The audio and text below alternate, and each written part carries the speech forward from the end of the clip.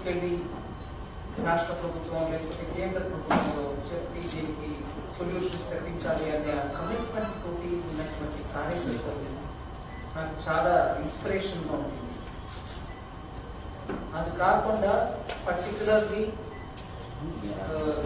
ఇంట్లో వెళ్ళి కార్యకర్తలతో ఉండడం అనే ఆ కార్యక్రమంలో కూడా ఒకరోజు భోజనం ఒక ఇంట్లో, ఒకరోజు పొద్దుటే బ్రేక్ఫాస్ట్ ఇంట్లో అని ఇవాళ మార్నింగ్ కూడా ఒక దళిత బస్తీలో ఉన్నటువంటి ఎస్సీ మోర్చా ప్రెసిడెంట్ వాళ్ళ ఇంటికి వెళ్ళాం, మండల ప్రెసిడెంట్ వాళ్ళ ఇంటికి వాళ్ళ కుటుంబం అందరితో సభ్యులతో మాట్లాడటం జరిగింది. సామాజిక వర్గం అని చూసి పర్టికులర్లీ ఒక కమ్యూనిటీని వెళ్ళకుండా ఈసారి ఫార్మర్స్ యాజ్ ఎ సెగ్మెంట్, రైతుల సమస్యల్ని అర్థం చేసుకోవడానికి ఇవాళ మార్నింగ్ ఒక పెద్ద మా కిసాన్ మోర్చా సంబంధించిన కార్యక్రమాలు వాళ్ళతో స్నేహంగా ఉన్నటువంటి కొంతమంది రైతులు వాళ్ళందరినీ పిలిపించి దానికి జవాబు కాదు కానీ అది విని దాని తర్వాత నా మాట వచ్చినప్పుడు మోదీ బీజేపీ గవర్నమెంట్ 2014 నుంచి వాటి వరకు రైతులకి ఏమేమి చేశారు, ఇంకా ఏం చేస్తూ ఉన్నారని కూడా వివరంగా చెప్తుంది. నిన్న అన్ని మా పార్టీలో ఉన్నటువంటి మోర్చాస్ అంటే 6 మోర్చాలు ఉన్నాయి. Kisan Morcha, SC Morcha, ST Morcha, minority Morcha, OBC Morcha, మహిళా మోర్చా. ఈ 6 కూడా వాళ్ళందరూ కూడా ఒకే మీటింగ్ వచ్చారు. వాళ్ళ ప్రతి ఒక్కరు కూడా వాళ్ళ ఇష్యూ మోర్చా సంబంధించిన ఇష్యూస్ చెప్పారు, అవి మాట్లాడారు. సో ఈ పట్టు ఎసెన్షియలీ పార్టీ కార్యకర్తలు, పార్టీ కుటుంబాలు ప్లస్ పార్టీ సంబంధించిన రిప్రజెంటేటివ్స్ వాళ్ళతో సంపర్కం చేయడం మెయిన్ ఈ పట్టు విషయం. సమ్మన్ సబ్స్టెన్స్ నాకైతే చాలా బీజేపీ ఒక సంగారెడ్డి, కామారెడ్డి, నిజామాబాద్ పక్కన ఉన్నటువంటి కాన్స్టిట్యున్సీలో ఉన్న మా కార్యకర్తలు అందరూ కూడా చాలా మోటివేటెడ్గా ఉన్నారు. It was very very inspirational. As opening statement ఇది నేను చెప్పదలుచుకున్నాను.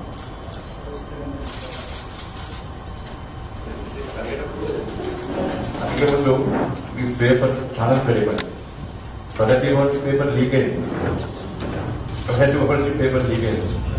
స్థాయికి ఒక నిర్మలా సీతారామన్ గారు తెలంగాణ ప్రభుత్వానికి కింద భయపడేది కనుక అర్థం కానట్టు ముఖ్యమంత్రి క్వశ్చన్స్ రాసి ఇలా భారతీయ జనతా పార్టీలో బీజేపీ బీట్ చూసేటువంటి రిపోర్టర్స్ అందరూ సత్తా ఉన్నారు. పక్క కంకలు అంటారు, కంకలు పడతారు. వాళ్ళకి ఏం తెలియదు, ప్రగతి వచ్చి క్వశ్చన్స్ స్టార్ట్ కదా. ఇటువంటి చిల్లర వేషాలు దయచేసి పనిచేయాలి. వారు అన్నిటికీ సిద్ధం ఉండదు, వారికి ఫైర్ బ్రాండ్ వాళ్ళు. కానీ మీడియా ఛానల్ కానీ పేపర్ చెప్పినాక కొన్ని ఛానల్స్ చెప్పాల్సిన అవసరం లేదు. వైశరిష్టంగా ఉంది, గౌరవప్రదంగా. ఎవరైనా కనుక మీరు అడగాలనుకుంటే దయచేసి ఏ వైపు నుంచి డిసైడ్ చేస్తున్నారనేది మీరు అడిగితే వాళ్ళు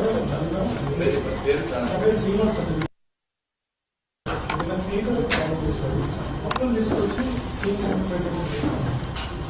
కేంద్రం ఏమి ఇవ్వట్లేదు. అప్పులు తీసుకొచ్చి మాత్రమే ఇక్కడ స్కీమ్స్ వస్తున్నాయి. కేంద్ర ప్రభుత్వం సహకారం అప్పులు తెచ్చుకుంటున్నాము, స్కీమ్స్ ఇంప్లిమెంట్ చేస్తున్నాము. నిజంగా కేంద్ర ప్రభుత్వ సహకారం రాష్ట్రం కూడా స్కీమ్స్ అప్పులు తెచ్చుకుంటారు, అమలు చేస్తున్నారు. ప్రతి స్కీమ్ కేంద్ర ప్రభుత్వం ఒక వాట ఉంటుందండి, స్టేట్ ప్రభుత్వం ఒక వాట ఉంటుంది. ఇప్పుడు లాస్ట్ 1 year నుంచి ఒక విషయం నేను మీ దృష్టికి తీసుకొస్తున్నాను. డైరెక్ట్గా దీనికి ఆన్సర్ కాదు, కానీ అది చెప్పడం వల్ల ఈ ఆన్సర్ కూడా మీకు అర్థమవుతుంది. ఇది టెక్నాలజీ యూజ్ చేసి ఎక్కడ కూడా ట్యాక్స్ పేయర్ ఇచ్చిన డబ్బు అనవసరంగా ఒక రోజు ఎక్స్ట్రా కూర్చోకూడదు. ఏ ప్రాజెక్ట్ వెళ్ళాలో ఆ ప్రాజెక్ట్ టైంకి వెళ్ళాలి అనే ఆ దృష్టిలో ఒక సిస్టమ్ తీసుకొచ్చాను. ఇది ఈ ప్రాజెక్ట్ వర్తిస్తుంది నేను చెప్పట్ల అని చెప్తున్నాను. ట్యాక్స్ పేర్ ఒక్కొక్క పైసాని సరిగా ఉపయోగం చేయడానికి కేంద్ర ప్రభుత్వంలో ఏమేమి చర్యలు తీసుకుంటాం దాంట్లో ఒక్కటి నేను ముందుకు దానివల్ల డిజిటైజ్ చేసేసాం పూర్తిగా. సెంట్రల్ స్కీమ్ ఒకటి ఉందనుకోండి, దాంట్లో సెంట్రల్ వాటా 60 రూపాయలు పెట్టి స్టేట్ వాటా 40 రూపాయలు పెట్టినాక అది 100 రూపాయలు అయి ఆ ప్రాజెక్ట్ లాంచ్ అవుతుంది. ఇప్పటి వరకు ఉన్నటువంటి పరిస్థితుల్లో ఈ సిస్టమ్ వచ్చే ముందు 60 రూపాయలు సెంట్రల్ కట్టేస్తుంది, స్టేట్ వాటా ఉండదు. నేను తెలంగాణ గురించి చెప్పట సిస్టమ్ మీద చెప్తాను, తెలంగాణ గురించి ప్రత్యేకం ఆన్సర్ ఇస్తాను. సో ఈ 60 రూపీస్ పెట్టేస్తాం, తర్వాత 40 రూపీస్ స్టేట్ పెడుతుంది. అది ఎప్పుడు పెడుతుందో మనకు తెలియదు. ఈ 60నే ముందు వాడుకుంటారు, లాంచ్ చేస్తారు. దాని తర్వాత ఈ 40 వస్తుందో లేదో మనకు తెలియదు. ఇన్కంప్లీట్ గా ఉంటుంది ప్రాజెక్ట్, ఇన్కంప్లీట్ ఇంకా ఇవన్నీ వస్తాయి. దాని తర్వాత ఎప్పుడు ఏ టైంలో 40 తిరిగి వస్తుందో మనకు తెలియదు. ఇవన్నిటి వల్ల ప్రాజెక్ట్స్ చాలా పెండెన్సీలు ఉండిపోతాయి. ఎవరు వాటి వల్ల పెండింగ్ తెలియదు. ప్రజలేమో సెంట్రల్ గవర్నమెంట్ ఇవ్వాల్సిన ఈ ప్రాజెక్ట్ లో ఇంత డిలే అవుతుంది ఏంటి అని అడుగుతారు. ఇవన్నిటికి కూడా సిస్టమ్ ద్వారా మీరు పెట్టిన వెంటనే అడ్డం పెట్టేస్తాం. Just in matter of minutes ఇది డిజిటైజ్ అయిన తర్వాత దానివల్ల ఎక్కడ కూడా స్టేట్ హిస్సా వచ్చిందా, సెంట్రల్ వాటా రాలేదా, ఇవన్నీ గొడవ ఉండదు. ఇద్దరిది ఒకే టైంలో పడుతుందా. ఈ రిఫార్మ్ తీసుకొచ్చింది మోడీ సర్కార్, కేంద్ర ప్రభుత్వం. ఎందుకు? ఆఫ్టర్ ఆల్ ఒక్కొక్క పైసా ప్రజలది ఎక్కడో ఒక చోట్ల ఆగిపోయి ఉంది, పార్క్ అయిపోయింది, ప్రాజెక్ట్ నడవల.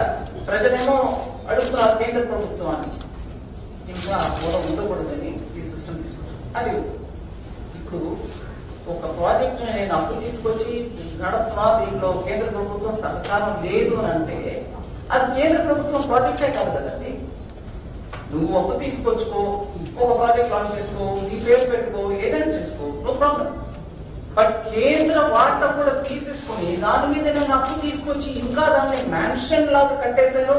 ప్రజలకి నీవు 1 బెడ్రూమ్ ఇస్తున్నావు, నేను 40 బెడ్రూమ్ ఇస్తున్నాను, కానీ నా ఉసిరికాయ డబ్బు నీకు దాన్ని ఉందా లేదా? అది ఉసిరికాయ ఇంకొకటి ఉందా లేదా? ఉన్నప్పుడు మా పేరు కూడా పెట్టు. సో నేను అప్పు తీసుకొచ్చి నడుపుతున్నానంటే that's your wish. I have nothing to comment on it. But ఏదైతే మా ప్రోగ్రామ్ అని మేము డబ్బుతోటి ఇస్తున్నామో దాంట్లో మా పేరు ఉండాలి. ఇది ప్రత్యేకంగా పేరు మార్చడం మక్కడి జనతాకి, ప్రజలకి ఇది మా ప్రోగ్రామ్, అది కేంద్ర ప్రభుత్వం ప్రోగ్రామ్ కాదు అని చెప్పడం కానీ అనవసరం. ప్రజలకి కేంద్ర ప్రభుత్వం ఇస్తుంది, మీరు వస్తారు, ప్రజలు మంచి కొరకు అందరూ చేస్తారు. అందరూ చేస్తున్నప్పటికీ అందరూ చేస్తున్నాం ఒప్పుకోండి. కేంద్ర ప్రభుత్వం వాటే లేదు, మేము మా పేరు పెట్టుకుని తప్పు తీసుకుని నడుపుతున్నాం అంటే అది మీ ప్రోగ్రామ్ అయ్యా. దాంట్లో నాది ఉంటే నాది ఉందని చెప్పడానికి నీకేం అభ్యర్థులు ఉన్నాడు?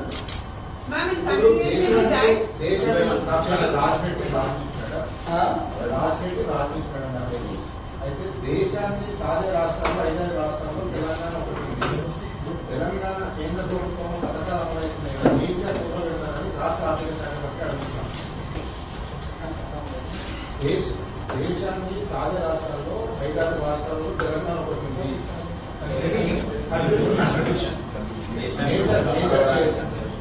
5 రాష్ట్రాల్లో తెలంగాణ కూడా తెలంగాణ ఇచ్చే డబ్బుల ద్వారా వేరే రాష్ట్రాలు కూడా పోతున్నాయి. కేంద్రంలో కూడా కేసీఆర్ ఫోటో పెడతారా అని ఇక్కడ రాష్ట్రానికి సంబంధించిన ఆర్థిక మంత్రి ప్రశ్నిస్తున్నారు.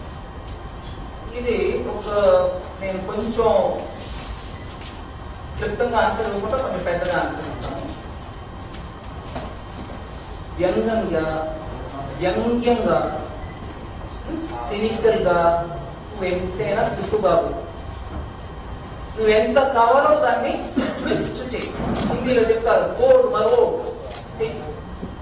విషయం ఏంటి? నేను అదే ప్రశ్నకి నేను ఇంకో రకంగా అడుగుతాను. తెలంగాణలో హైదరాబాద్ 55% తెలంగాణ ఇన్కమ్ కు కాంట్రిబ్యూట్ చేస్తారు. 55%. నేను ఉదాహరణకి జిఎస్టీ ఎగ్జాంపుల్ తీసుకొని చెప్తాను. 50 to 55%. ఆదిలాబాద్ లో ఒక ప్రాజెక్ట్ కి హైదరాబాద్ ట్యాక్స్ పేర్ ఇచ్చిన డబ్బుతోటి ఇక్కడ నేను చేస్తున్నానని హైదరాబాద్ ఓటర్లు అందరి పేరు మీద నడుపుతారా? హైదరాబాద్ లో ఉన్నట్టు ఎంపీ వారు ఫోటో పెట్టి నడుపుతారా? అక్కడ ఉన్న బిల్డింగ్ మీద అది చెప్తావా హైదరాబాద్ ఇచ్చిన రెవెన్యూ వల్ల ఈ బిల్డింగ్ కడుతున్నాం అని పెడతారా? అట్లా ఉంది. అంటే వ్యంగ్యంగా నేను ఎంతైనా అడుగుతా, వెటకారంగా మాట్లాడతా, అవన్నిటిని సరి సాక్షి జవాబు ఇవ్వు అనంటే ఇది జవాబు. హైదరాబాద్ 55% మీకు ఇన్కమ్ ఇస్తుందంటే అన్ని జిల్లాల్లో నడిపే ప్రతి కార్యక్రమంలో కూడా హైదరాబాద్ ఎంపీ మీరు కాదు కదా, మరి ఎంపీకి పెట్టుకోండి. ఇట్లా జవాబు ప్రజల కోసం ఎదురు కాంగ్రెస్ పార్టీ కోసం ఇవ్వట్లేదు. బీజేపీ ఒక ప్రశ్న అడుగుతుంది, బీజేపీ నేనెవరు ఇవ్వడంటే బీజేపీ అనొచ్చు. కానీ బీజేపీ అడిగే ప్రశ్న అలాగే టీఆర్ఎస్ అడిగే ప్రశ్న ప్రజలకి ఆ దానికి జవాబు కావాలనే దాని కోసం అడుగుతాం. మేము మీరు ఎవరు అడిగినా, మీడియా ఎవరు అడిగినా కూడా ప్రజలకి దాంట్లో ఒక ఎక్స్ప్లెనేషన్ కావాలి. అది ఇవ్వడం ఇవ్వకుండా పోవడం అది మీ ఇష్టం. కానీ వ్యంగ్యంగా ఇలా తిప్పితే వ్యంగ్యంగా ఎవరైనా తిప్పగలుగుతారు.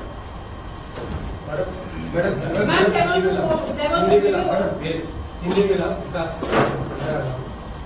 कल हरीश राव जी ने कहा कि आपने आयुष्मान भारत में अभी तेलंगाना शामिल नहीं हुआ है, लेकिन वो कहते हैं कि हम 2022 में आयुष्मान भारत में शामिल हो गए।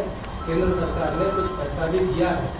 अगर आप साबित कर सकते हैं कि हम आयुष्मान में शामिल नहीं हुए हैं तो आप रिजाइन कीजिए, गलत होते या तो मैं रिजाइन करूँ। भाषा बड़ी ऐसी होता है।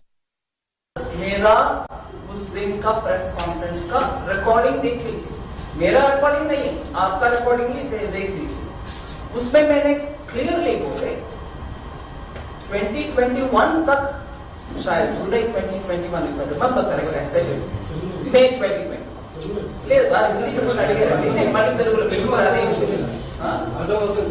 తెలుగులో చెప్పనా? నా ప్రెస్ కాన్ఫరెన్స్ లో నేను ఏం చెప్పాను ఈ విషయం మీద అనేది ఒకసారి శుభ్రంగా చూసుకొని మాట్లాడుతున్నాను. ఎవరిని తీయాలి, ఎవరిని పెట్టాలి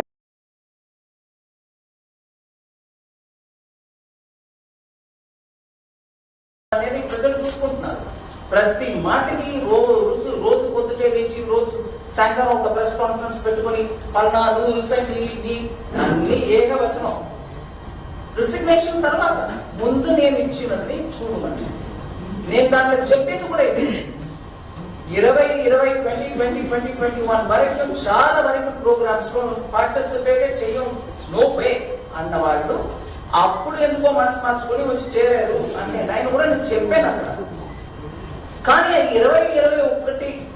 2021 లో జ్ఞానం ఎందుకంటే వచ్చింది, అప్పటి వరకు ఏం చేశారు? ప్రజల్ని మబ్బు పెట్టడానికి. సో పూర్తిగా విని మాట్లాడితే అందంగా ఉంటుంది. పర్టికులర్లీ మినిస్టర్స్ ఒక పొజిషన్ లో ఉన్నవారు ఊరికి ఏదో విన్నాను దాన్ని పెట్టుకుని రెస్పాండ్ చేశాను, ఆ పద్ధతి వద్దండి. ప్రజల కోసం మనం కొంచెం డీటెయిల్డ్ గా మ్యాటర్ ఆఫ్ ఫ్యాక్ట్ గా చెప్పడం అవసరం.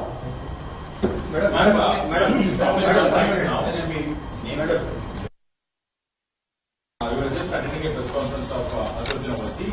He said that after Government of India has officially announced that they will be celebrating Hyderabad Liberation Day on September 17th, and big faces to also be part of that celebration. So only the Government of India celebrates it as a National Integration Day rather than Telangana Liberation Day. So what would you like to say on that?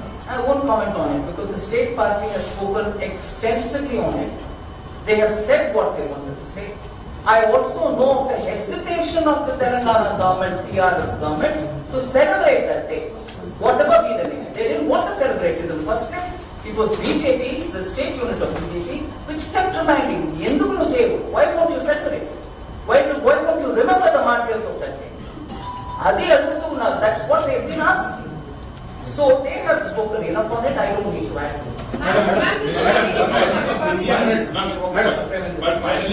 One minute. There's a lady who's been screaming for the last 4 months. I'm Aneri from Republic TV. There was a video of yours which went viral yesterday of you showing up the collector in Kamareddy district, but responding to your video, the Telangana Minister KTR has applauded and he has said that very good job done by the collector is what KTR said. What do you have to do, sir? I am not here to judge whether the collector has done a good job or a bad job. But he is unpleasant with your way of talking to the collector. Can I answer that? I am not here to judge about the conduct of the collector. But as a people's representative, I have every business to ask the question.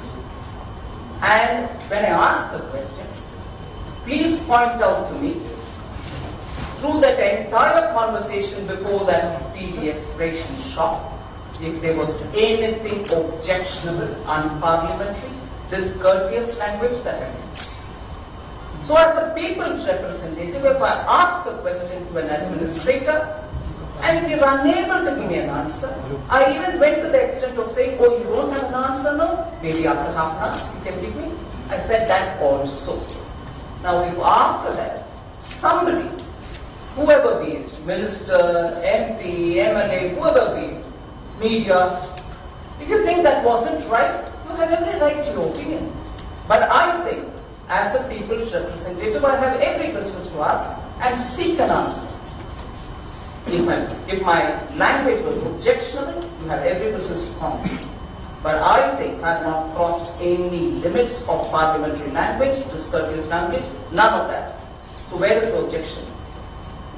Madam, the 15th Finance Commission has, I am Rahul from the Hindu. The 15th Finance Commission has clearly recommended to the Government of India to revisit the FRPM Act.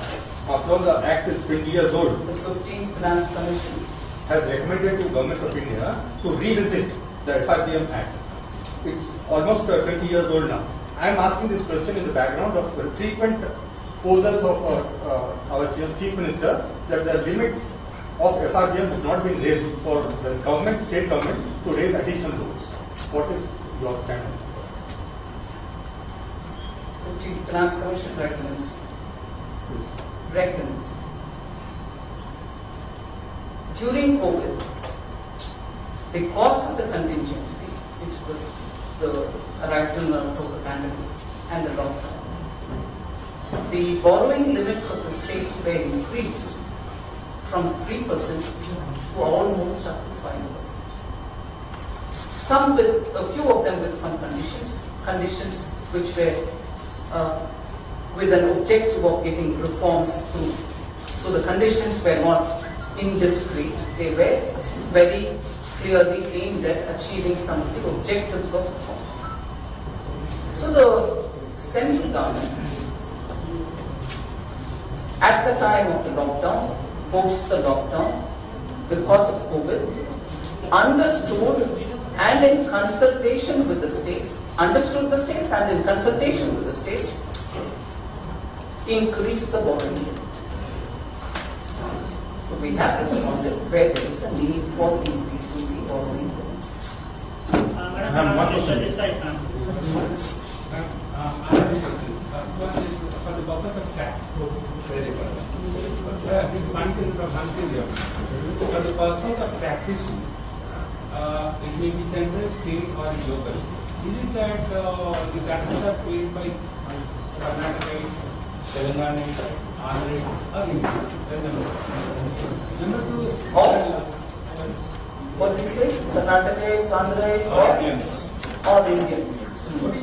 what is the rule for this? Second one, there are lots of illegalities taking place in the case of printing companies. They are violating the RIDA rules, they are circumventing RBI rules and holding the credit. And why is that illegal? What companies did you put as a word adjective? Fintech companies. Fintech. Aggregators, yeah, whatever.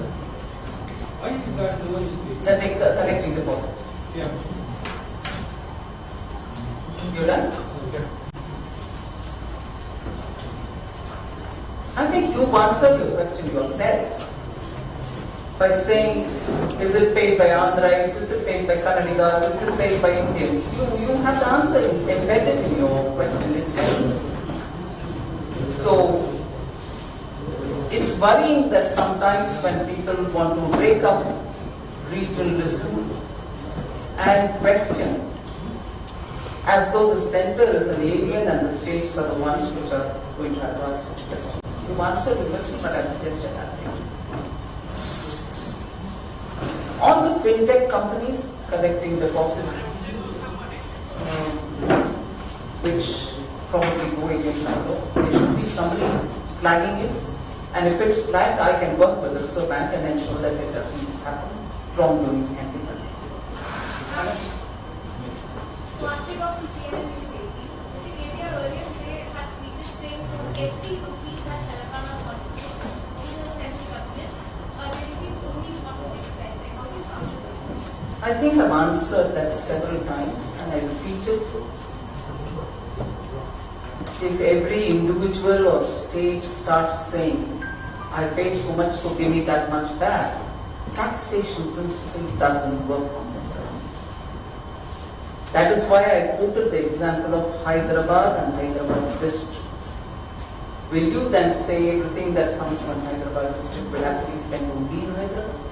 Will you not use it to other parts of the state? This is a very regressive way of handling issues between center and state. This is a very regressive way. Then many other states equally, which are better probably in terms of the quantum of revenue that they contribute to the central city, I can ask him. It doesn't work that way. And he knows it, I'm sure everybody knows it. It's good for rhetoric, it's good for media, it's good because it keeps the temperature hot and higher. But it is not, I think it's disingenuous, if anything. Madam,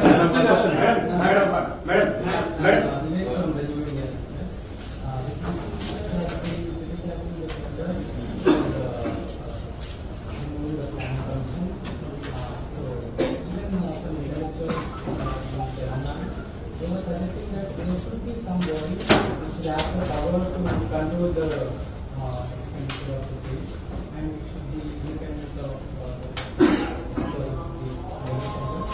so they are suggesting that somebody should be there. So the planning commission earlier, according to them, therefore, was controlling the expenditure, and that was okay for them. But whereas under the constitution, there is an act which tells the government of India expenditure department should have an oversight over the state's expenditure, that's objectionable. So what is provided by constitution is objectionable, whereas what the planning commission, which at that time was not even constitutionally provided, it wasn't even statutorily provided, that is acceptable. So please, let's do some homework on it. I want to learn more of this. A constitutional provision for the central government expenditure department to make sure that the borrowings of the states are also taken into consideration to understand where the debt to GDP ratio will be is objectionable, whereas you want a body which was not even a constitutionally provided body to govern and say that is acceptable. So I'm surprised at this. Because No arguments here. If you're voicing your view, I'll take it. Not Men. not mine. Not because let us look at Kaleshwaram. Yes. So many years we are realizing that Kaleshwaram is not like that. Yes. There are checks and balances. Right. So, Absolutely. I should have come out long back. 40,000 becoming 1,40,000. I'm sure it should have come out long time back. I agree. Yeah, ma'am, one question. Ma'am, the GDP growth in the first quarter was 13.5%. Do you see similar double-digit growth for the entire year? I hope we'll work for it.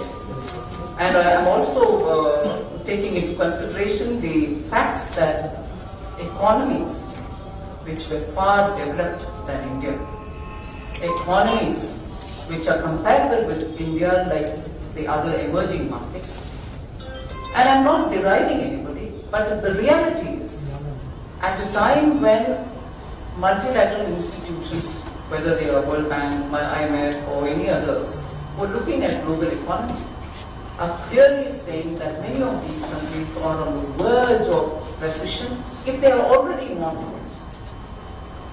And, and there are economies which are at a high risk of recession. some of them 85%, some of them 15-16%, and the report also very clearly says that India is not on the verge of a recession at all. So, if we are not on the verge of recession,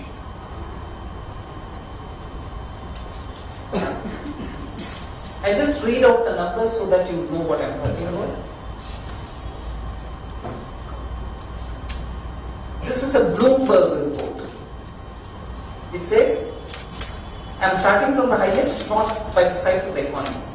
Sri Lanka has 85% probability for getting into recession.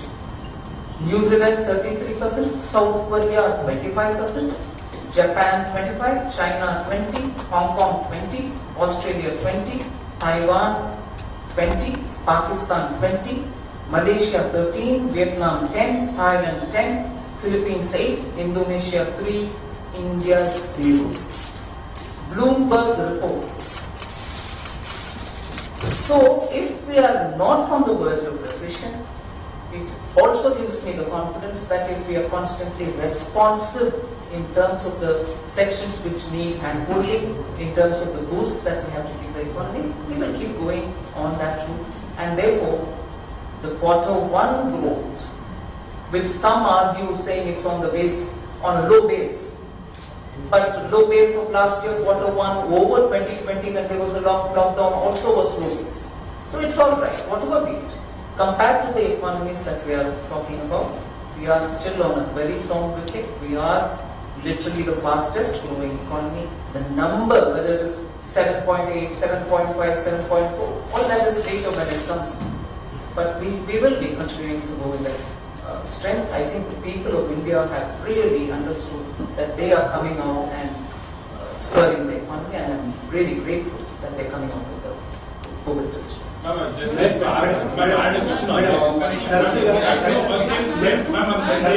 Telangana మంత్రులు కానీ ముఖ్యమంత్రితో సహా కేంద్రంలో వచ్చి ఆరోపణ చేస్తారు. తెలంగాణ మీద నిర్లక్ష్యంగా వ్యవహరిస్తుంది బీజేపీ కేంద్ర ప్రభుత్వాన్ని ఆరోపణ చేస్తుంది. విభజన చట్టంలో పొందుపరిచిన హామీని అమలు చేయడం దగ్గర నుండి రాష్ట్రానికి కావాల్సిన ట్యాక్సుల విషయంలో కూడా ఒక రకమైన నిర్లక్ష్యంగా ఉంటుంది వీళ్ళ ఆరోపణ. దీంట్లో వాస్తవం ఉందా? 1% కూడా వాస్తవం లేదు. నేను ఖచ్చితంగా ఈ అబ్స్ట్రాక్ట్ గా నిర్లక్ష్యంగా ఉన్నారు, మాకు ఏం చేయట్లేదు, మాకు ట్యాక్స్ ఇవ్వట్లేదు. ట్యాక్స్ గురించి వారు అడిగిన దానికి నేను చెప్పాను. ఫార్ములా ఫినాన్స్ కమిషన్ ఇస్తుంది. ఎవ్రీ మంత్ ట్యాక్స్ రెవల్యూషన్ ఆ ఫినాన్స్ కమిషన్ ఇచ్చిన అదే ఫార్ములా మేరకి మేము ఇస్తూ పోవాలి. అది ఇవాళ వరకు అప్ టు డేట్ గా ఉన్నాం. అది మాత్రం కాదు, కొన్ని నెల నేను అడ్వాన్స్ కాదు, రాబోయిన మంత్ లో ఇవ్వాల్సినది కూడా ముందే ఇచ్చేసి, సో దట్ వాళ్ళకి చేతులు ఉండాలి, ఖర్చు పెట్టేవాళ్ళు వాళ్ళు స్టేట్స్ అని చెప్పుకొని టైంకి ఇవ్వడం మాత్రం కాదు, ముందే ఇవ్వడం కూడా జరిగింది. 4 సార్లు మొత్తం అట్లా చేసి between 2020 and between 2021 and so tax ఏ రేట్లు ఇస్తున్నాం అనేది ఫిక్స్ చేసేది మేము కాదండి. It is central finance commission. ఒకటి. 2, ఈ స్టేట్ కి నాకు ఇష్టంగా ఉంది, వీడికి ఎక్కువ ఇవ్వాలి, వీడికి తక్కువ ఇవ్వాలి అని చేయడానికి నాకు అక్కడ ఏ మాత్రం స్పేస్ లేదు, చెయ్యలేను. సిస్టమ్ లో బిల్డప్ అందులో అది కుదరదు. రెండోది. మూడోది, ట్యాక్స్ సెంట్రల్ గవర్నమెంట్ కలెక్ట్ చేసి ఇది పార్లమెంట్ లో కూడా మాట్లాడడానికి వస్తుంది. మీరు ట్యాక్స్ డివాల్వ్ చేసేది ఒకటి, అది కాకుండా నాన్ డివాల్వ్ అదే సెస్ అని కలెక్ట్ చేస్తున్నారు, అది రివల్యూషన్ లో రాదు, అవన్నీ మీరే తీసుకుంటున్నారు కదా అని మళ్ళీ తెలంగాణ నుంచి కూడా ఆ మాట వస్తుంది. మేము పార్లమెంట్ లో కూడా దీనికి జవాబు చెప్తాం. ఆ కలెక్ట్ చేసే సెస్ ఊరికే చెప్తున్నాం. ఉదాహరణకి ఎడ్యుకేషన్ సెస్, హెల్త్ సెస్, ఇలా building roads, infrastructure cess collect చేసిన అన్ని కూడా స్టేట్స్ కి పోతాయి. కలెక్ట్ చేసే అమౌంట్ అన్ని కూడా మీ రోడ్ ప్రాజెక్ట్ కి, మీ స్కూల్స్ కి, మీ హాస్పిటల్స్ కి, మళ్ళీ సెంట్రల్ గవర్నమెంట్ కానీ ఒక క్షేత్రం అని ఏం లేదండి. కలెక్ట్ చేసే డబ్బు అంతా కూడా ఏ కారణానికి కలెక్ట్ చేస్తున్నామో ఆ కారణానికి ఖర్చు పెట్టాల్సిందే. నేను పార్లమెంట్ లో డేటా ఇచ్చాను. ప్రతి సెస్ కి కలెక్టెడ్ అమౌంట్ ఎంత, ఇప్పుడు వరకు ఎంత ఖర్చు పెట్టామని 2/3 సెస్ లో కలెక్టెడ్ అమౌంట్ కంటే ఎక్కువ ఖర్చు పెట్టాం. అందువల్ల ఏ రకంగా కూడా ఈ ఆరోపణలో ఒక్క మాట కూడా నిజం లేదు. The finance minister says the per capita debt is 89,000 for Telangana and that for the country is 1.25 lakh. Based on what you said the other day. So would you like to clarify on that? And to that, they say the debts are in the FRBM limits and there are not any loans. Oh, I'm very glad you asked this question. I'm actually very glad that you asked me this question.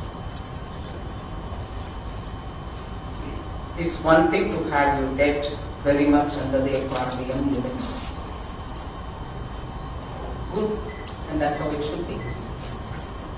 There are out of the budget borrowings which you also do, and these are when your public sector undertakings under the state government or any other such who have revenue source of their own and whose board takes a call and then you go and borrow.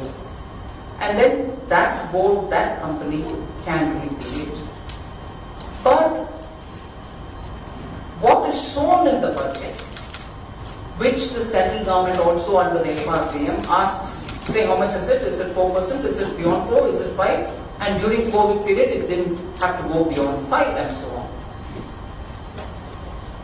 If you borrow under this under the FRBM, but probably borrow as much or more outside of that, which doesn't come into the budget. It's outside of the budget. Now both put together, you may say, why should you put together? They have taken care of by borrowing because they have a provision to borrow. They also are seeking permission and then borrowing. But many of that is beyond their capacity and it doesn't even come into your budget. You're not telling the people of Telangana or the elected representatives about that burden also getting added on here. So, in a way, we're all spending time talking about things, saying, no, it is blue, dark blue but not light blue, but that it is blue is the discussion. And that, in a way, by getting further, deeper in this conversation, Telangana is probably accepting that they are actually beyond the limit. So it is this, but it is not that. Are Baba, both put together, it is that. Will you put together? You shouldn't put together will be the next answer. I can tell you before the time I leave from the city, there will be one more response. There will be one more response to say, no, what is she saying? You can't add these two. I'm not saying add these two, but eventually the state is getting burdened by out of the state budget borrowing as much as this. This at least is in the knowledge of the assembly, that is not. For the out of the budget borrowings, you're already acting for the previous years. It should be retrospective instead. I'm not getting into that debate, ma'am. We can have it separately. I'm not refusing to it. జవాబు చెప్తున్నప్పుడు నాకు అంత intelligence లేదు, నాకు అష్టావధానం చేయడానికి మెల్లబెడతాను. So it's all right. We can always get into the details of this is not it, that's not it. Is she talking like this? Overall, and I quoted the former finance minister of Telangana when I said every child born in the state has now got 1.25 lakh on their head. What was the response to it? No, it's not 1.25, it is probably 110. Right? You are admitting that you're burdening the future generation. More there, story. Please. Ma'am, you said about I just want to say about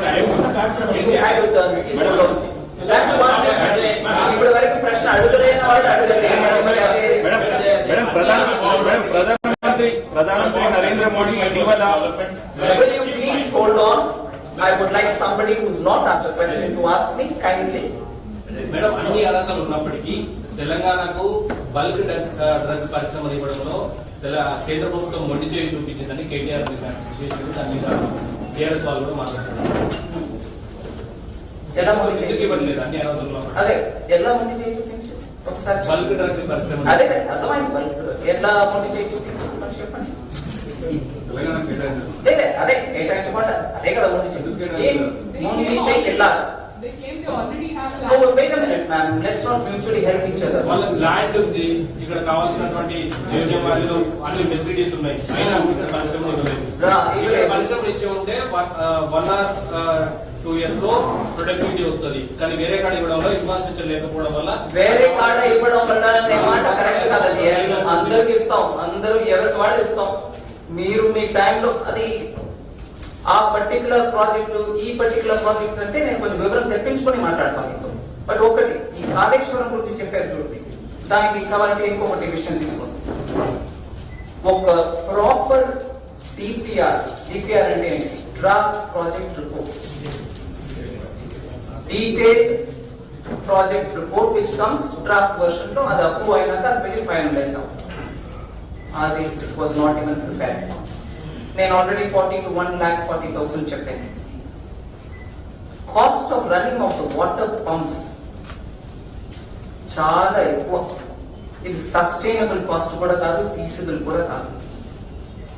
ఒక RTI, నేను చెప్పట్ల, RTI ద్వారా Telangana government నుంచే వచ్చిన reply, దానికి అప్పు తీసుకోవడం గురించి చెప్పారు. మేము అప్పు తీసుకుని నడుతున్నాం కాబట్టి మీకు ఎందుకు అభ్యంతరం అన్నారు కదా, చెప్తున్నాం.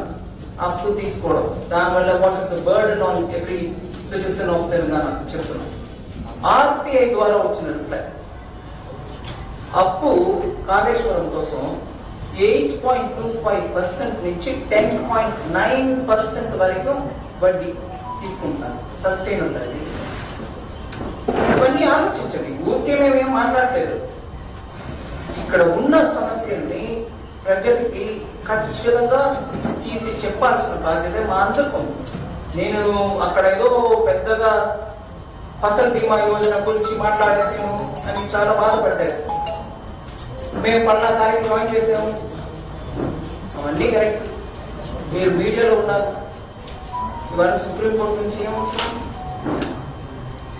ఇవాళ సుప్రీంకోర్టు నుంచి ఏమొచ్చిందండి? కోర్టులో వెళ్ళి నువ్వు నిలబడి చెప్పినప్పుడు కోర్టు ఏమని, హైకోర్టులో వార్డు వచ్చారు, ఇవ్వు రిలీఫ్ ఇవ్వు. 2020 అక్టోబర్లో వచ్చినటువంటి వరదల్లో కొట్టుకుని పోయి చాలా రైతులు ఇబ్బంది పడుతున్నారు అని హైకోర్టులో ఆ వరదలను అఫెక్ట్ చేసిన రైతులు అందరికీ రిలీఫ్ ఇవ్వండి. అది తర్వాత సుప్రీంకోర్టు తీసుకెళ్ళి, ఆ సుప్రీంకోర్టుకు తీసుకెళ్లి గవర్నమెంట్, తెలంగాణ గవర్నమెంట్ తీసుకెళ్ళింది ఎస్ఎల్పీ పెట్టి. అక్కడ ఇంకా ఫైనల్ వర్డిక్ట్ రాలే, వచ్చేసింది నేను చెప్పదా. కానీ వాళ్ళు ఏమడుగుతున్నారు, మీరు ఈ మధ్యలో హైకోర్టులో ఇట్లా జడ్జిమెంట్ వచ్చినాక మా దగ్గర ఎప్పుడు ఎస్ఎల్పీ తీసుకొచ్చే టైంలో ఏదైనా రిలీఫ్ ఇచ్చేరా అన్నారు. అక్కడ మన తెలంగాణ తరపున ఉన్నటువంటి అడ్వకేట్ ఏం చెప్పను. కానీ నేను మీకు ఆ విషయంలో ఒక మాట చెప్పదలుచుకున్నాను. SDRF, Disaster Relief Fund, National Disaster Relief Fund, ఇవన్నింటిలో SDRF కూడా డబ్బు వస్తుంది, దాన్ని పెట్టుకొని మీరు రిలీఫ్ ఇస్తారు. ఈ వరదల విషయంలో అక్టోబర్ 2020కి వచ్చిన వరదల విషయంలో SDRF ద్వారా కేంద్ర ప్రభుత్వం ద్వారా సెంటర్ శాంక్షన్ చేసిన అమౌంట్ 188 కోట్లు, 188 crores, 188 crores.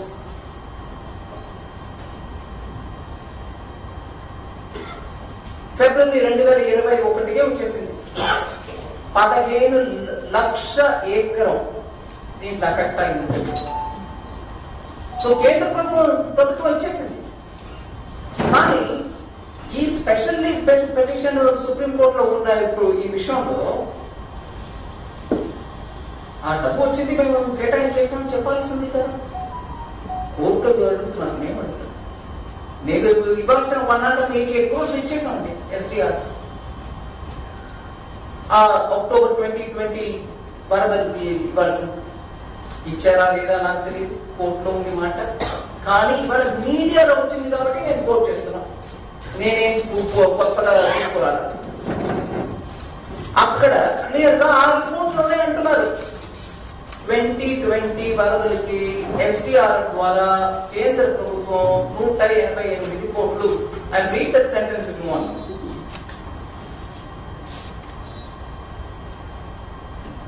The state government had submitted in a final report to the center in October 22, 2020, giving detailed tables establishing severe crop loss in 15 lakh acres, and that the center had sanctioned rupees 188 crore from the disaster response funds MDRF or SDR in February 2021. So Telangana Ministry డబ్బు ఇవ్వట్ల మీరు ఎవరో అడిగారు అక్కడి నుంచి ఇవాళ వచ్చిన మాట నేను ప్రతి ఒక్కట్లో ఇదే ఇస్తూ పోతున్నాం కానీ నిష్ఠూరం అది ఇది రోజు జవాబు చెప్పడానికి వీళ్ళకి మాకు సరిపోవాలనే రకం చెప్తున్నారు.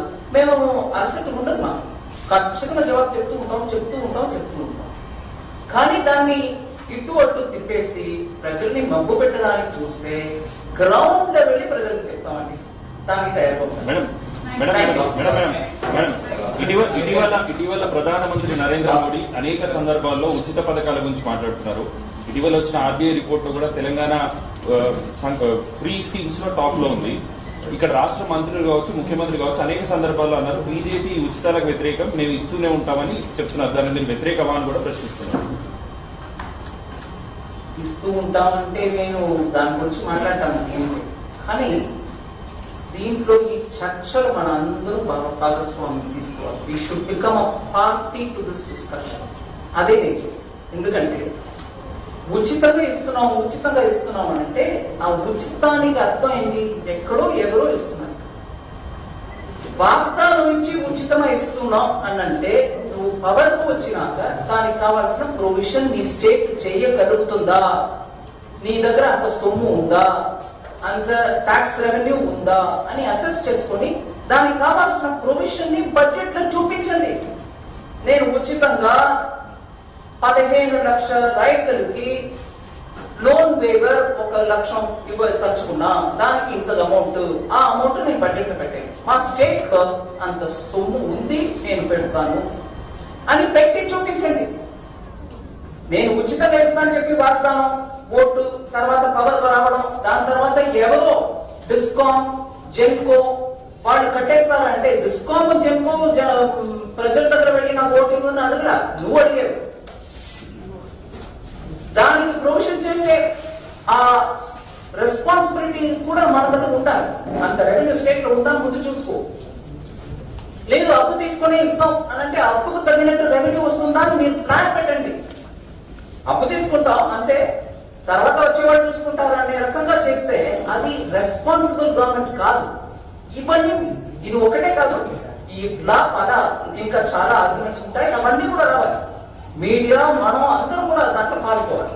Thank you.